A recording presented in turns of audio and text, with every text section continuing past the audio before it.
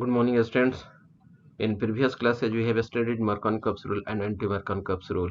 In Markov-Kurtz and anti-Markov-Kurtz, both are applicable to unsymmetrical alkene. Unsymmetrical alkene during the addition of unsymmetrical molecule, the positive addendum is attached to that olefinic carbon atom which contains maximum number of hydrogen atom, while the negative addendum will be attached to that olefinic carbon atom which contains less number of hydrogen atom. It follows carbocation as an intermediate, while in the case of anti-Markov rule, which takes place, the addition reaction takes place in the presence of peroxide, and it is also known as peroxide effect or Kharash effect. Kharash, it was discovered by the Kharash, that is why it is also known as Kharash effect or anti-Markov rule or peroxide effect. It follows free radical mechanism. The positive addendum will be attached to that olefinic carbon atom which contains less number of hydrogen atom, while the negative addendum will be attached to that olefinic carbon atom which contains maximum number of hydrogen atom. ना that means कि the anti-Markov rule is just opposite to किसका Markov rule. ठीक है, तो उसमें carbocation follow हुआ था Markov में, इसमें फ्री रेडिकल मैकेनिज्म फॉलो हुआ था. ठीक है, याद रखेंगे आप. let us study the arrangement reaction when atom or group of atom within a molecule simply just change their position to give the product is known as rearrangement reaction. It may appear as an internal substitution reaction has occurred. ऐसा प्रतीत होता है जैसे internal substitution हो गया है, atom का सिर्फ डिस्प्लेसमेंट होता है, एक एटम से दूसरे एटम पर चला जाता है या ग्रुप शिफ्ट कर जाता है. जैसे देख लो, इन है और ये ओल है ना, ये एक तरह से ऑक्साइम है, क्या कहता है, एल्डो ऑक्साइम कहलाता है, ये कीटो एग्जाम कहलाएगा. ये कीटो एग्जाम का एक एग्जाम्पल है ना. When ketone is treated with hydroxylamine then keto oxime is formed. This is keto oxime. ठीक है, when keto oxime is treated with acidic medium H plus ना, H प्लस आयन करोगे तो देखो इस ऑक्सीजन पर लोन पेयर ऑफ इलेक्ट्रॉन है. क्या चीज है, इस ऑक्सीजन पर लोन पेयर ऑफ इलेक्ट्रॉन है. लोन पेयर ऑफ इलेक्ट्रॉन है. इस लोन पेयर ऑफ इलेक्ट्रॉन के चलते ये H प्लस पर अटैक कर देगा, या ये कहो कि H प्लस आयन आया और इसके हाई इलेक्ट्रॉन डेंसिटी जो है उस पर अटैक कर दिया. तब इस पर पहले से एक हाइड्रोजन था, एक और हाइड्रोजन लग गया.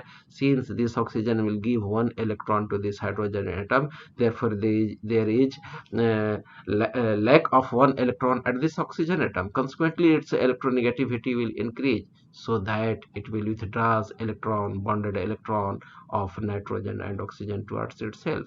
तो यहाँ से ये बॉन्ड को खींच लेगा, तो H2O बन करके निकल गया, पानी बन के निकल गया. तो क्या कहा जाता है, इस पर कैसा चार्ज आ जाएगा आपको, तो पॉजिटिव चार्ज आ जाएगा. तो देखो यहाँ पर पॉजिटिव चार्ज यहाँ पर अभी भी है. तब इसमें होता क्या है, स्टेबिलिटी का ये अल्काइल ग्रुप आता है और आकर के इस पर शिफ्ट कर जाता है. तो देखो शिफ्ट कर गया, ट्रिपल बॉन्ड अब तुम्हारा बन गया, पहले से नहीं था. ठीक है, लेकिन अभी भी पॉजिटिव चार्ज है. फिर से ये रीअरेंज हो जाता है. ठीक है, तो ये फिर आपका ये पाई बॉन्ड को अपने तरफ खींच लेगा. ठीक है, तो ये न्यूट्रलाइज हो जाएगा, यहाँ एक पॉजिटिव चार्ज आ गया. अब नेक्स्ट मोलिकुल्स ऑफ वाटर होगा. वाटर पर जो वाटर तो आपका यहाँ ऑलरेडी बना हुआ भी है, यहाँ पर ऑक्सीजन पर लोन पेयर ऑफ इलेक्ट्रॉन है. ये अपने लोन पेयर ऑफ इलेक्ट्रॉन इस कार्बन को देगा. जब इस कार्बन को देगा तो ऑक्सीजन से ये अटैच हो गया. Now the one positive charge will be developed at this oxygen atom, due to which its electronegativity is increased. Now it will withdraws this bonded electron towards oxygen atom, so that this H plus ion is removed. तो देखो H plus ion यहाँ से removed हो गया. ठीक है, और यहाँ पर क्या, ये न्यूट्रलाइज हो गया. तो देखो R और R यहाँ अपोजिट डायरेक्शन में चला गया, यहाँ पर OH लग गया. तो जो OH नाइट्रोजन पर था, OH कार्बन पर चला गया. ठीक है, इसीलिए इस रिएक्शन को हम लोग क्या कहते हैं, रीअरेंजमेंट रिएक्शन कहते हैं. फर्दर हम लोग इसको और रीअरेंज कर सकते हैं. ठीक है, यहाँ से H प्लस हटाए और H को ला करके यहाँ लगा दिए. ठीक है, और यहाँ पर ये डबल बॉन्ड में इसको कन्वर्ट कर दिए. तो ये आपको ये क्या कहा जाता है, कीटोन का पार्ट हो गया एक तरह से. हालांकि कीटोन तो नहीं कहेंगे इसको, कि देखो इस जिसमें ये पार्ट होता है क्या कहलाता है, एमाइड कहलाता है. तो ये ऑक्साइम से एमाइड में फाइनली बदल रहा है ना, अल्काइल सब्स्टिट्यूटेड एमाइड हो गया ये. तो इस तरह के रिएक्शन को हम लोग रीअरेंजमेंट रिएक्शन कहते हैं. नेक्स्ट चैप्टर जब हम लोग पढ़ेंगे हाइड्रोकार्बन, तो उसमें आता है जैसे हम लोग नॉर्मल हेक्सेन का ये क्या साइक्लाइजेशन कराते हैं, तो उसमें आपको नॉर्मल हेक्सेन साइक्लोहेक्सेन बनता है, फिर उसमें वहीं पर रीअरेंजमेंट रिएक्शन भी होता है। ठीक है, तो उसमें हम लोग देखेंगे उसको। ठीक है, अब तो रीअरेंजमेंट रिएक्शन मतलब एक तरह का सब्सटीट्यूशन है, लेकिन विद इन द मॉलिक्यूल होता है, एक पोजीशन से दूसरे पोजीशन पे एटम शिफ्ट करता है। ठीक है, the three important reaction intermediate generally generated by the bond fission are carbocation, carbanion, free radical and carbene. चार तरह का होता है इंटरमीडिएट। जैसे देखो कोई भी केमिकल रिएक्शन होता है ना, तो ओल्ड बॉन्ड ब्रेक करता है और न्यू बॉन्ड का फॉर्मेशन हो जाता है। तो इंटरमीडिएट एक स्टेप होकर के गुजरता है ना, जिसमें चार तरह के इंटरमीडिएट बनते हैं। ये किसी किसी में कार्बोकैटायन बन जाएगा है ना, जिसको हम लोग कार्बोनियम आयन भी कहते हैं। किसी किसी में कार्बेनियन आयन बनता है, किसी में फ्री रेडिकल बनता है, किसी में कार्बीन बनता है। तो ये चार तरह के होते हैं आपको रिएक्शन इंटरमीडिएट ना। मरकॉनकॉप्स रूल में हम लोग देखे थे कार्बोकैटायन का फॉर्मेशन हुआ था। इसके बाद हम लोग एंटी मरकॉनकॉप्स यानी खराश इफेक्ट यानी पेरोक्साइड में हम लोग देखे थे फ्री रेडिकल मैकेनिज्म को फॉलो किया था। हॉटिज कार्बोकैटायन में पढ़ा चुका हूँ कि वैसे कार्बन ना जिस पर पॉजिटिव चार्ज डेवलप हो, ठीक है, उसको हम लोग कार्बोकैटायन या कार्बोनियम आयन कहते हैं। पहले कार्बोनियम आयन कहा जाता था, अब इसको कार्बोकैटायन कहा जाता है। ठीक है, तो कैसे डेवलप करता है, तो बाई हेट्रोलिटिक फिजन। जैसे टर्शियरी अल्काइल हैलाइड है, यहाँ पर हीट एनर्जी दे दो, क्लोरीन क्या कहा जाता है, इलेक्ट्रोनेगेटिविटी ज्यादा है, बॉन्डेड इलेक्ट्रॉन को खींच करके Cl माइनस में ये बदल गया, तो इस कार्बन का इलेक्ट्रॉन खींचा गया तो इस पर पॉजिटिव चार्ज डेवलप हो गया, तो देखो कार्बोकैटायन बन गया। तो ये टर्शियरी कार्बन पर पॉजिटिव चार्ज है, इसलिए 3 डिग्री कार्बोकैटायन या टर्शियरी कार्बोकैटायन कहलाता है। Carbocations are electron deficient species and have only 3 shared pair electron or 6 electron around the carbon and thus have positive charge. They are formed by heterolytic fission of the covalent bond in which the living group takes away with its shared pair of electron, जिसमें जो more electronegative element होता है shade pair electron को लेकर निकल जाता है और उस पर पॉजिटिव चार्ज आ जाता है। ठीक है, तो यही हो गया आपका कार्बोकैटायन। आइए कार्बोकैटायन के बारे में और हम लोग डिटेल्स में देखते हैं। Carbocations are further classified into 4-5 categories. 5 categories में इसको हम लोग फर्दर क्लासिफाई कर देते हैं। पहला है आपको अल्काइल कार्बोकैटायन। क्या है आपका alkyl carbocation? When positive charge is present on alkyl carbon, जैसे CH3, ये देख लो मिथाइल कार्बोकैटायन हो गया। ठीक है, इसमें अगर R का वैल्यू CH3 हो जाए, R बराबर CH3, तो इथाइल कार्बोकैटायन हो जाएगा। उसी तरह से ये सेकेंडरी कार्बोकैटायन हो गए या टर्शियरी कार्बोकैटायन हो गया, टर्शियरी ब्यूटाइल कार्बोकैटायन कहला जाएगा। ऐसा रहता CH3 तो आइसोब्यूटाइल कार्बोकैटायन कहला जाता। तो इस तरह के कार्बोकैटायन को हम लोग अल्काइल कार्बोकैटायन कहते हैं। And these there stability is explained by inductive effect and hyperconjugation both ना। कार्बोकैटायन की स्टेबिलिटी किस चीज से हम लोग डील करते हैं? इंडक्टिव इफेक्ट से और हाइपर कंजुगेशन से। इंडक्टिव इफेक्ट और हाइपर कंजुगेशन दोनों एक जगह हो जाए और दोनों ऑपरेट कर रहा हो तो हाइपर कंजुगेशन का वैल्यू बढ़ जाता है। ठीक है, इस पर डिसाइड हो जाता है, जिसमें ज्यादा हाइपर कंजुगेशन होगा वो आपको ज्यादा स्टेबल होगा। तो टर्शियरी कार्बोकैटायन में देखो 3 पंपिंग ग्रुप है। अल्काइल ग्रुप है, R पंपिंग ग्रुप होता है, इधर से भी इलेक्ट्रॉन पंप करेगा, इधर से भी पंप करेगा। Now the electron cloud at this carbon atom is very high. इस पर बहुत ज्यादा इलेक्ट्रॉन क्लाउड हो जाएगा, तो जो इलेक्ट्रॉन की कमी थी पॉजिटिव चार्ज की वो पूर्ति होने लगेगी, तो इसलिए ज्यादा स्टेबल हो जाएगा। while in the case of secondary carbokation, 2 electron releasing group or electron pumping group are present. They will pump electron towards this carbon atom. Consequently, there will be electron density, more electron density, but less than tertiary alkyl halide. ठीक है, तो इस पर positive जो charge develop था उसको satisfied करने लगेगा, तो स्टेबलाइज कर जाएगा, लेकिन इससे के रिस्पेक्ट में कम होगा। क्यों? क्योंकि इसमें 3 तरफ से इलेक्ट्रॉन पंप कर रहा था। ठीक है, जैसे आप घर में हैं, हॉस्टल चले आए, भैया से भी पैसा ले लिए, ठीक है, और सिर्फ भाभी से पैसा ले लिए, मम्मी पापा से आपको पैसा नहीं मिला, तो पैसे की आपकी उतना पैसा आपके पास जमा नहीं रहेगा। लेकिन एक है मम्मी से भी ले लिया, पापा से भी ले लिया और भैया से भी ले लिया, 3 आदमी से पैसा ले लिया, तो किसके पास पैसा ज्यादा होगा? इसके पास पैसा ज्यादा होगा, ज्यादा स्टेबल होगा। इसमें 2 ही तरफ से सोर्स से पैसा मिल रहा है, मम्मी और पापा। ठीक है, भैया की तरफ से पैसा मिला ही नहीं, क्योंकि भैया बड़ी छोटे हैं, हाइड्रोजन है वहाँ। ठीक है, इसलिए ये कम स्टेबल होगा। इस केस में सिर्फ मम्मी से पैसा मिल रहा है, पापा से भी नहीं मिला है। बाकी ये क्या कहा जाता है, पापा और ये क्या कहा जाता है, भाई, दोनों भी छोटे छोटे हैं। छोटे छोटे का मतलब कि इनकम कम है। ठीक है, तो ये स्टेबलाइज थोड़ा कम होगा। अब इसमें सभी के सभी क्या कहा जाता है, छोटे छोटे हैं, कम इनकम वाले हैं। हाइड्रोजन के पास इलेक्ट्रॉन कम होता है, कि एक ही तो होता ही है, अपने पास भी रखना है, कार्बन को भी देना है, तो कम कार्बन के पास जाएगा तो कम स्टेबलाइज करेगा ये आपको। If alpha hydrogen with respect to carbocation carbon has one or more than one lone pair of electron, then lone pair of electron strongly stabilizes the carbocation due to delocalization. My dear students, see, when the carbocation is present and nearest to carbocation, ठीक है, at adjacent atom contains, if it contains lone pair of electron, then this lone pair of electron will be engaged in the resonance.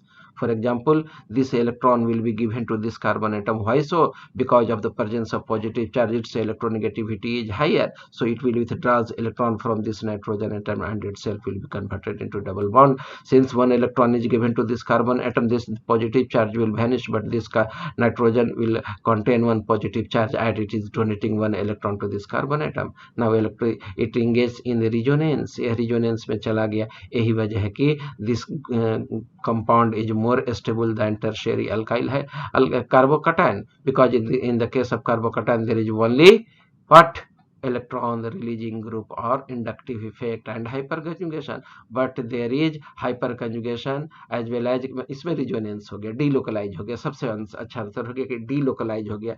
delocalize का मतलब क्या हो गया, resonance में inter कर जाएगा, इसीलिए यह ज्यादा स्टेबल है। सिमिलरली इन दिस केस ना, इस केस में देखो, तुमको यहाँ से इलेक्ट्रॉन ले लिया तो यहाँ पर तुमको ये पाई बॉन्ड बन गया है, रेजोनेंस में इंटर कर गया, डिलोकलाइजेशन हो रहा है पॉजिटिव चार्जेज का। ठीक है, यहाँ पर पॉजिटिव चार्ज छूटा हुआ है, यहाँ पर पॉजिटिव चार्ज मैं डाल दे रहा हूँ। ठीक है, तो ये टर्शियरी से जो होगा यह ज्यादा स्टेबल हो जाएगा, क्योंकि रेजोनेंस में यह इंगेज हो रहा है।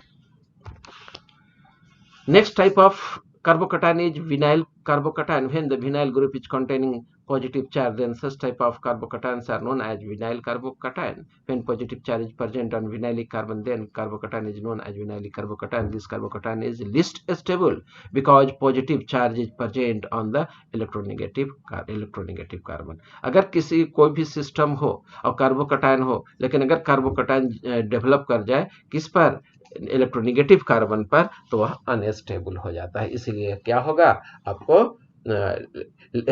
अनस्टेबल होगा। अनस्टेबल होने का मतलब क्या हो गया, लीस्ट स्टेबल हो गया ना, कम स्टेबल होता है, क्योंकि आपको इलेक्ट्रोनेगेटिव पॉजिटिव चार्ज डेवलप हो गया उस कार्बन पर जहां पर पाई बॉन्ड है। ठीक है, नेक्स्ट हो गया एलाइलिक कार्बोकैटायन। एलाइलिक कार्बोकैटायन किसको कहेंगे, एलाइलिक ग्रुप पर अगर एलाइलिक कार्बन पर अगर पॉजिटिव चार्ज हो तो एलाइलिक कार्बोकैटायन कहलाएगा। When positive charge is present on the allylic carbon of the alkyl group, carbocation is known as allylic carbocation. Allylic carbocation are more stable than alkyl carbocation. Why so? Due to resonance in allylic group there is presence of double bond and it exists as a क्या कहते थे, conjugated system. Positive charge आ गया, बगल में single bond हो गया, फिर double bond हो जाता है। एलाइलिक ग्रुप यही ना तुम्हारा, देखो CH2 डबल बॉन्ड, ये हो गया तुम्हारा CH और ये हो गया ये CH2। ठीक है, और इसी पर ये पॉजिटिव चार्ज है, क्या चीज है, चार्ज है। तो ये यहां से इलेक्ट्रॉन खींचेगा तो ये पाई बॉन्ड उठ करके कहाँ चला जाएगा, इस कार्बन पर चला जाएगा। तो अगर पॉजिटिव चार्ज कहाँ डेवलप हो गया, इस कार्बन पर पॉजिटिव चार्ज डेवलप हो गया, यहाँ सिंगल बॉन्ड में बदल गया ये, और यहाँ पर CH था पहले से, और देखो ये पाई बॉन्ड जो था यहाँ पर ये, तो ये तो इसी का एक इलेक्ट्रॉन इसी का रह गया, एक उठ करके इधर आ गया, तो यहाँ पर तुम्हारा डबल बॉन्ड CH2 बन गया ना। तो देखो पहले पॉजिटिव चार्ज जो था इस कार्बन पर था, कौन कार्बन पर था, तो इस कार्बन पर था। अब पॉजिटिव चार्ज कहाँ गया, तो इस कार्बन, फर्स्ट कार्बन पर आ गया, देखो इस कार्बन पर आ गया। That mean positive carbon will resonate, it will be delocalized in the case of the allylic carbocation. That is why allylic carbocation is more stable than the alkyl carbocation. Stability of primary, secondary and tertiary alkyl carbocations can be compared by inductive effect, hyperconjugation and resonance। तीन factor से ये आपको explain होता है। ठीक है, let us see one example.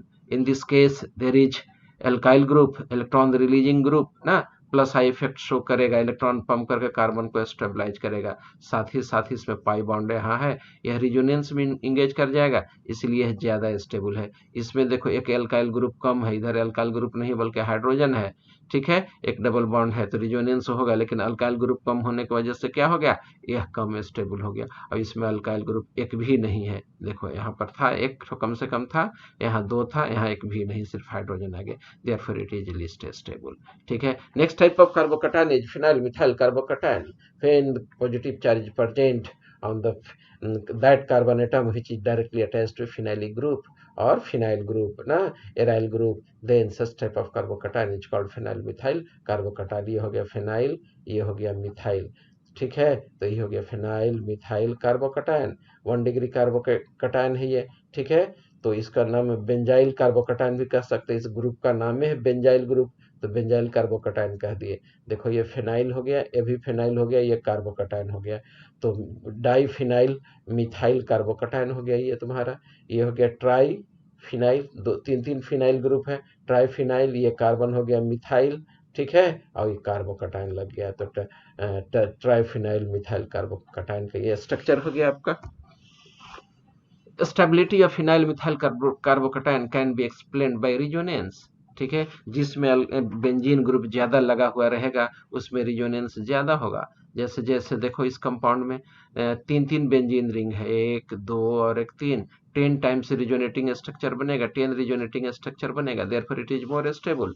while in this compound only 2 benzene group is present ना, तो दो है तो इसमें 7वें मर्तबा ये बनता है, कैनोनिकल स्ट्रक्चर बनता है, इसलिए कुछ कम स्टेबल है। और इसमें एक ही बेंजीन रिंग है, देखो सिर्फ एक यहाँ है, ठीक है, इसलिए लिस्ट स्टेबल है। नंबर ऑफ रिजोनेटिंग स्ट्रक्चर यहाँ दिया हुआ है, greater the number of resonating structure more and more delocalization of carbocation takes place, due to which more and more energy will be released, that is why that compound in which more resonating exists will be more stable। Next one यानी fifth type of carbocation is cyclopropyl methyl carbocation. किस type का होता है, तो cyclopropyl methyl cation. तो देखो ये हो गया तुम्हारा मिथाइल ग्रुप, ठीक है, तो मिथाइल कार्बोकैटायन इसके चलते नाम पड़ गया, एक प्रोपाइल दूसरा प्रोपाइल ये तीसरा प्रोपाइल, बुझाइल। तो यही हो गया तुम्हारा क्या, ट्राई साइक्लोप्रोपाइल कार्बोकैटायन। ये हो जाएगा तुमको डाई साइक्लोप्रोपाइल मिथाइल कार्बोकैटायन। ये हो जाएगा क्या कहा जाता है, साइक्लोप्रोपाइल मिथाइल कार्बोकैटायन। तो ये सबसे ज्यादा स्टेबल हो जाएगा 3 डिग्री, तब 2 डिग्री होगा, तब 1 डिग्री होगा। क्यों, क्योंकि ये भी तो पंपिंग ग्रुप का काम करेगा, इलेक्ट्रॉन इधर से रिलीज करेगा इधर से रिलीज करेगा, जो पॉजिटिव चार्ज है उसको इलेक्ट्रॉन दे करके न्यूट्रलाइज करने की कोशिश करेगा। इसमें दो ही तरफ से पंपिंग ग्रुप है, ठीक है, तो कुछ कम स्टेबलाइज करेगा, ठीक है, सबसे ज्यादा स्टेबल होगा तब ये क्योंकि इसमें आपका एक ही इलेक्ट्रॉन रिलीजिंग ग्रुप है, इसलिए लिस्ट स्टेबल होगा। Next one is based on their stability, carbocation undergoes rearrangement as follow ना, कार्बोकैटायन में रीअरेंजमेंट रिएक्शन भी होता है, जैसे हाइड्राइड शिफ्ट। इसके सपोज कि यहाँ पर कार्बोकैटायन है, तो यहाँ पर देखो पॉजिटिव चार्ज है, करेगा क्या कि यहाँ से इलेक्ट्रॉन को खींच लेगा। क्यों खींचेगा, due to lack of electron its electronegativity will increase, due to which it will withdraw this bonded electron towards itself, so that क्या कहा जाता है, इसका जो पॉजिटिव चार्ज था वो वानिश कर जाएगा। तो यहाँ पर डबल बॉन्ड आ जाएगा बेटा, क्या आ जाएगा, यहाँ पर डबल बॉन्ड आ जाएगा, और यहाँ पर पॉजिटिव चार्ज एक रह गया आपका, ठीक है, 1 2 3 4। लेकिन कुछ गड़बड़ लग रहा है, नहीं गड़बड़ तो नहीं है, ठीक है, यहाँ पर सिंगल ही बॉन्ड रखा है इसको, ठीक है, सीधे हाइड्रोजन को ले जाकर के इस कार्बन पर रख दिया है, यहाँ से इस बॉन्ड को यहीं से उठाया है, उठा करके इस कार्बन पर रख दिया है, तो ये CH2 में बदल गया तो न्यूट्रलाइज हो गया, लेकिन इस कार्बन का एक इलेक्ट्रॉन निकल गया, तो देखो इस कार्बन पे एक पॉजिटिव चार्ज बन गया, 3 कार्बोकैटायन बन गया। यहाँ क्या था, तो 2 डिग्री था। 2 डिग्री कैसे समझे, तो इसके ये this carbon is directly attached with only 2 carbon atom, directly 2 he carbon से अटैच है, इसलिए 2 डिग्री था, और ये 3 डिग्री में बदल गया। 3 degree carbon cation is more stable, therefore this hydride shift is possible and favoured. और दूसरा टाइप का होता है आपका अल्काइल शिफ्ट, जैसे यहाँ पर पॉजिटिव चार्ज है, हाइड्रोजन है, कार्बोकट सीधे अल्काइल ग्रुप है, तो ये मिथाइल ग्रुप जाएगा, इस पर जाकर के लग जाएगा। तो देखो लग गया, तो यहाँ पर पॉजिटिव चार्ज आ गया, पॉजिटिव चार्ज आ गया तो टर्शियरी कार्बोकैटायन में बदल गया। पहले कितना था, सेकेंडरी था, तो टर्शियरी ज्यादा स्टेबल होता है, इसलिए फेवर हो गया, एल्काइल शिफ्ट इसी को हम लोग कहते हैं। ठीक है, नेक्स्ट है ring expansion. It release strain of the smaller ring and increases stability. Rearrangement occurs from the position and produces more stable carbocation. जैसे ये देख लो, साइक्लोब्यूटाइल मिथाइल कार्बोकैटायन था, ठीक है, तो ये करेगा क्या, मर्ज हो जाता है, यहाँ से ये टूटता है, टूट करके इसी में से मर्ज हो जाता है। देखो ना, साइक्लोपेंटाइल कार्बोकैटायन में बदल गया। तो छोटा रिंग होता है तो उसमें स्ट्रेन ज्यादा होता है, तो स्ट्रेन को रिलीज करने के लिए, क्यों स्ट्रेन, क्योंकि इसमें साइक्लिक बन गया, साइक्लिक मिल गया तो ऑर्बिटल को बेंड होना होता है, इसलिए स्ट्रेन होता है, जिसको हम लोग बेयर स्ट्रेन कहते हैं। ठीक है, इसलिए आपका रिंग जो होता है एक्सपेंशन हो जाता है, जिससे कि स्ट्रेन उसका रिलीज हो जाता है। ठीक है, अब हम लोग पढ़ने जा रहे हैं carbanion ion. Carbon containing negative charge is called carbanion ion. हाँ, कार्बोकैटायन का हाइब्रिडाइजेशन जो होगा वो देख लो।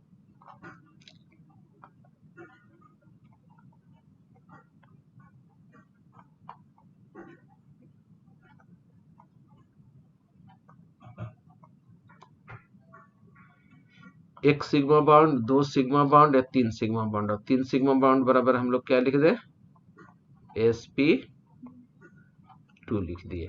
ठीक है, अब कार्बोनियन आयन का हाइब्रिडाइजेशन देख लो।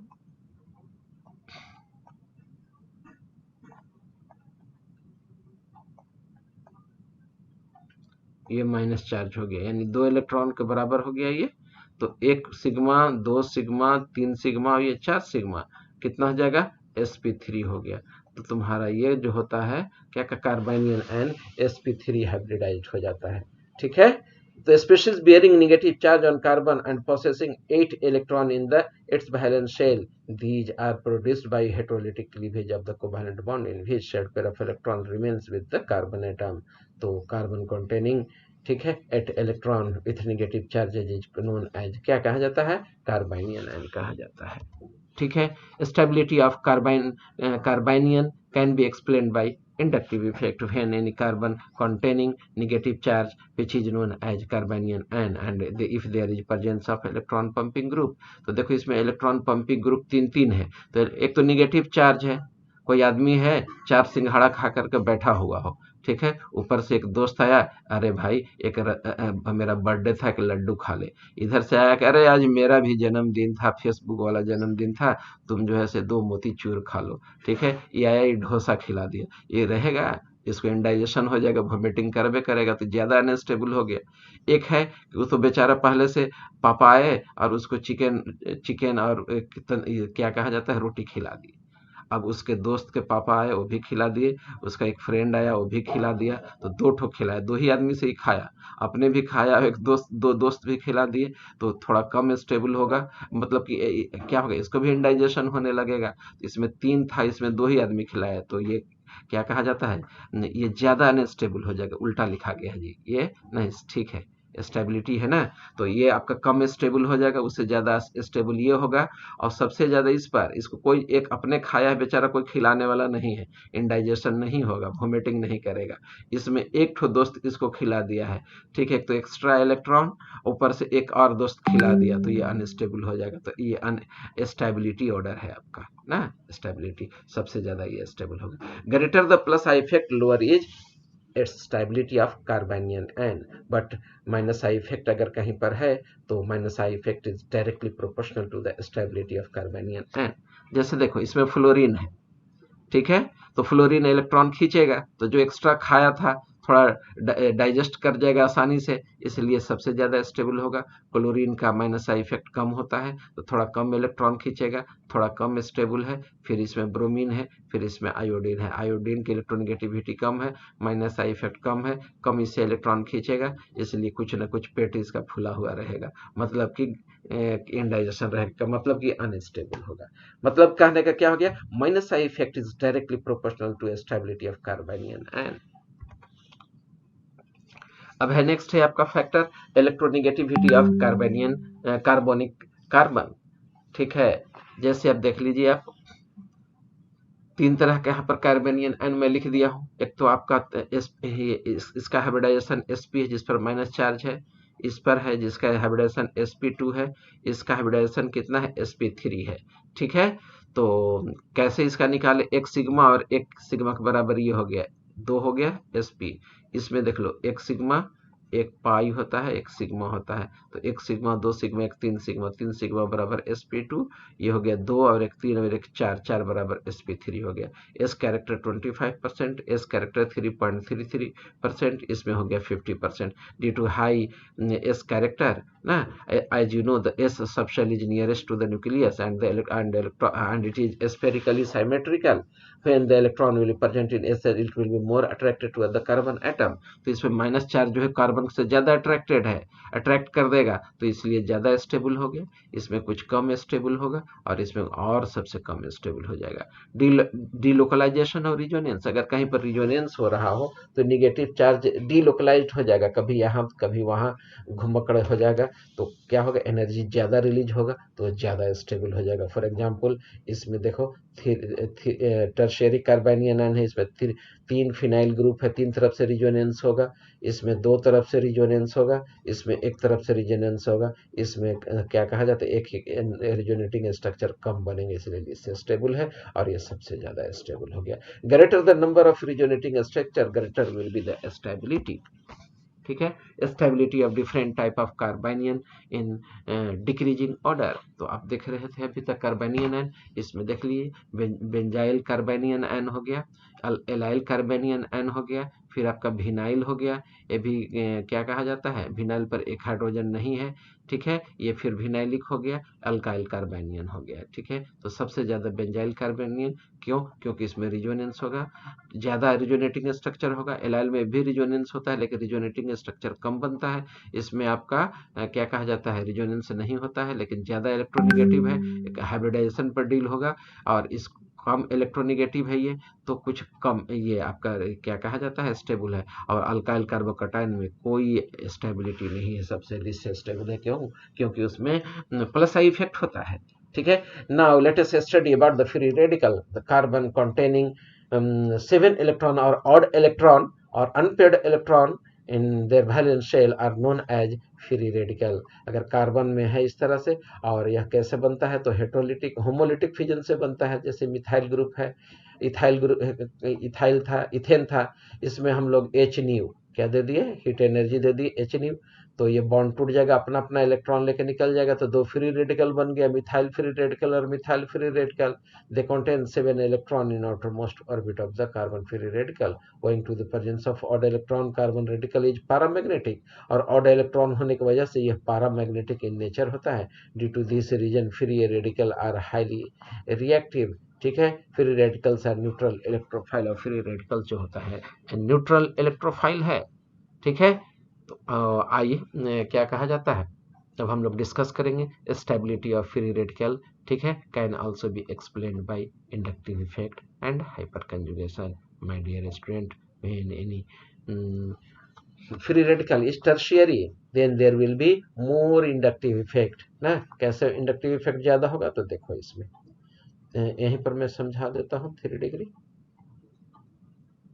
ये हो गया आपका कार्बन फ्री रेडिकल वाला, कार्बन इधर से एक अल्काइल ग्रुप और एक अल्काइल ग्रुप इधर से लगा दिए, एक अल्काइल ग्रुप इधर से, तो क्या है इसमें 7 इलेक्ट्रॉन है। कैसे, तो देखो 2, इसमें 2 4, इसमें 2 6, एक बॉन्ड पेयर में 2 इलेक्ट्रॉन होता है तो 6 अब एक साथ हो गया, तो ऑक्टेट कंप्लीट इसका नहीं है, और तीन तरफ से पंपिंग ग्रुप है, जब इलेक्ट्रॉन पंप करेगा तो इसको न्यूट्रलाइज करेगा, इलेक्ट्रॉन की पूर्ति होने लगी तो सबसे ज्यादा स्टेबल होगा। सेकेंडरी में क्या होगा, दो ही तरफ से कार्बन है, प्राइमरी में एक ही तरफ से कार्बन होगा। ठीक है, और मिथाइल फ्री रेडिकल में कोई कार्बन है ही नहीं, इकलौता बेचारा हाइड्रोजन है, थोड़ा थोड़ा इलेक्ट्रॉन मिलेगा, इसलिए इससे स्टेबल है। Thus, we can say that higher the value of the inductive effect, more and more will be stability of carbon-free radical. Similarly, it can also be explained by the hyperconjugation. Since in tertiary carbon-free radical, there are 9 alpha hydrogen atom, therefore it will show hyperconjugation and 9 times interaction will take place, hence it is more stable. While in this case secondary carbon free radical, 6 alpha hydrogen are present, 6 times higher interaction will take place, therefore it is less stable, and it is these are less stable। ठीक है, आ जाइए। Next है resonance. अगर किसी compound में resonance हो रहा हो, the stability of alkyl and benzyl free radical can be explained by resonance. Stability of alkyl and benzyl free radicals, stability of these radicals can be explained by delocalization or resonance. Higher the value of delocalization, if the resonating structures are more, it will be more stable and so on. ठीक है, तो देखो इसमें तीन तीन benzene ring है, देखो तीन बेंजीन रिंग है, तो इसमें डीलोकलाइजेशन ज्यादा होगा तो सबसे ज्यादा स्टेबल है। इसमें दो बेंजीन रिंग है, इसके रिस्पेक्ट में कम डीलोकलाइजेशन है तो थोड़ा कम स्टेबल है। इसमें एक बेंजीन रिंग है और कम डीलोकलाइजेशन होगा तो कम स्टेबल है। इसमें रिजोनेंस सिर्फ हो रहा है, बेंजीन रिंग कम है यानी रिजोनेटिंग स्ट्रक्चर कम है, इसलिए सबसे लिस्ट स्टेबल है। Allyl and benzyl radicals are more stable than alkyl radicals. Alkyl radical के रिस्पेक्ट में एलाइल और बेंजाइल ज़्यादा स्टेबल है, क्योंकि इसमें सबसे ज़्यादा रिजोनेटिंग बनेगा तो सबसे ज़्यादा स्टेबल होगा। ठीक है, उससे ये थोड़ा कम रिजोनेटिंग स्ट्रक्चर बनता है, कम स्टेबल होगा, और सबसे लिस्ट स्टेबल जो होगा अल्काइल फ्री रेडिकल हो जाएगा। ठीक है, ओवरऑल स्टेबिलिटी ऑर्डर ये होगा, आपको दिख रहे हैं हाइपरकंजुगेशन पर डील किया हुआ है, ये तो एक्सप्लेन कर चुका हूँ। ठीक है, आज की सभा मैं यहीं समाप्त करता हूँ। कल बच गया कार्बिन, तो कल कार्बिन पढ़ा दूंगा। कार्बिन पढ़ाने के बाद सीधे अब हम लोग आपके सिलेबस का लास्ट चैप्टर यानी कि हाइड्रोकार्बन में इंटर करेंगे। हाइड्रोकार्बन में बहुत कुछ मैं पढ़ा चुका हूँ, जैसे मर्कॉन कप्स, एंटी मर्कॉन कप्स, रीअरेंजमेंट रिएक्शन पढ़ा चुका हूँ। साथ ही साथ मैं क्या कहा जाता है, मर्कॉन कप्स, एंटी मर्कॉन कप्स रूल पढ़ा दिया हूँ। इसके बाद क्या कहा जाता है, ये आपको कन्फॉर्मेशनल और कन्फिगरेशनल आइसोमेरिज्म भी पढ़ा दिया हूँ इसी चैप्टर में। तो बहुत कुछ पढ़ा हुआ है, सिर्फ हमको कंपाउंड और कंपाउंड का प्रॉपर्टीज पढ़ना है आपको हाइड्रोकार्बन में। तो देखिए बहुत जल्द आपका सिलेबस खत्म होगा। सिलेबस खत्म होते ही मैं आपके साथ जुड़ जाऊंगा, किसमें, रिवीजन में जुड़ जाऊंगा। ठीक है, तो रिवीजन वर्क में जिनका क्लास छोटा